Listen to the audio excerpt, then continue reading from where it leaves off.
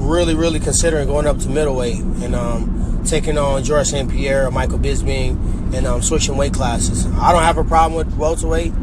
I make the weight. It's not easy because I'm a big welterweight. I walk around about 200 pounds. But I feel like I punch hard enough. I'm fast enough. I'm a smart enough fighter.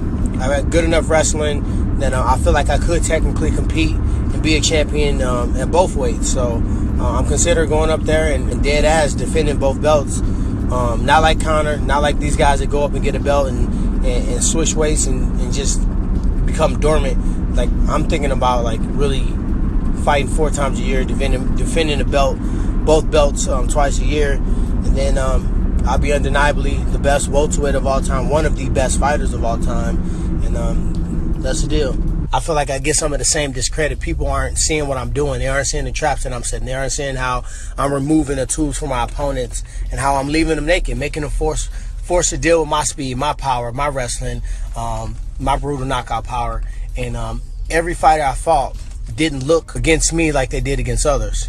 Robbie Lawler didn't look like this knockout king against me. Damian Maia wasn't able to get me on the ground and get around my neck. Stephen Thompson wasn't able to get me to jump in crazy and knock me out with a counter strike.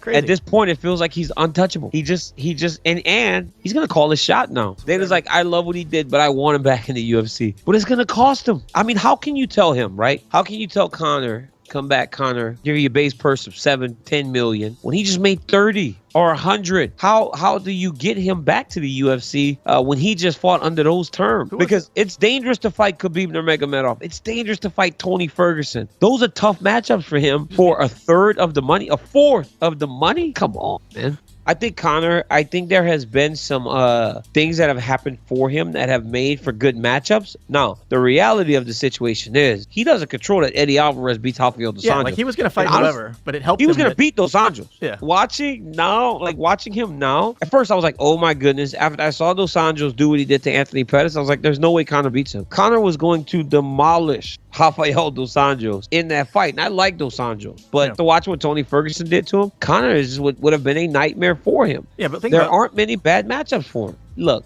you know why Conor's special and why Conor has received the amount of praise and the amount of success that he's had? Because Conor was not afraid to be an idiot. Imagine, Dennis, if when he started talking all this stuff, if he just got beat right away and everybody put him in his place. Like some people thought he would. Yeah. They said he couldn't fight a wrestler, and he beat Chad Mendes. They said, well, there's no way he's beating Aldo. They gave him an interim title just to make him the champ. Starches Aldo in 13 seconds. Yeah, it was like, well, there's no way he's going to win the 155-pound title. Demolishes Eddie, hits him with the death punch. Every time he hit Eddie Alvarez fell down. But he always said it. Yeah. It's like when you start to talk like that, if you don't back it up, people will laugh at you because they're waiting for your fall. Conor just never fell.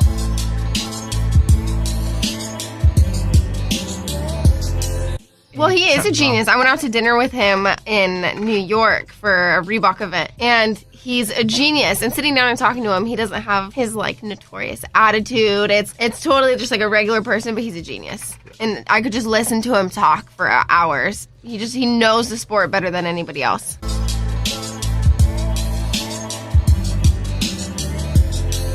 It's a steroid for sure. It's a steroid that gives you a lot of advantages. And also, this is where it really gets suspicious. I mean, because of course, listen, he got busted. He got popped for steroids. Of course, but when he talks about God and thanks Jesus, everything's forgiven, right? You can literally be the biggest asshole in the world, but as long as you say, I just want to thank Jesus, then it's all good. You're a fucking hypocrite. I will say, I'd say 50-50. Just be a good person. But going back to Jones, I mean, listen, of course he's denying it. He's saying a tainted supplement. Oldest trick in the book. Everybody says that. The thing that of course, you know, as they say, everyone's entitled to due process. Everyone's entitled to have it go through the system. But we know what's going to happen. The thing that's really dodgy for Jones is that Turinabol, from what I'm hearing since this come out, I mean, since the Jones fight, I'd never heard of Turinabol in my life. But now it's looking like it's a really fast-acting steroid in and out your system really quick. Yeah, of course. Exactly. So that, again, adds to his problem. So, I mean, if he was doing it throughout his career, now it would assume, well, one would assume that he was. It looks like it. He's been busted before,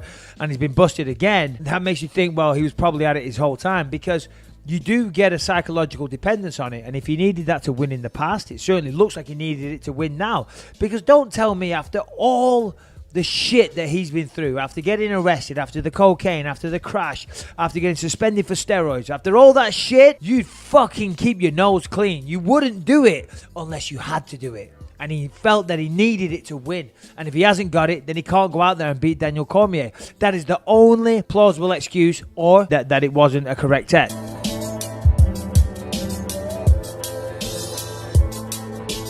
Why featherweight and why now? You know, it's always been a thought in my head to drop down, you know, regardless how I was doing in this division, win or lose. You know, that was kind of a plan of mine to drop down to 45, test the waters, come back up to 55 maybe, because I've fought everybody in the top 10 in the 55, and I've fought numerous of people, and I just wanted some new changes, some new faces, and to see how I reacted there. So it has nothing to do with the fact that I lost against Justin. Even if I would have won, 45 still would have been a thought in my mind. So. You said you wanted to fight Jose Aldo. If Aldo's not available, anyone else on the radar? The next toughest guy in line. You know, I think maybe that's like detrimental to my career. Maybe hurts it a little bit that I always go for the toughest fight. You know, but my first fight at 145, Aldo is a former champion. You know, he's one of the best in the world, always been.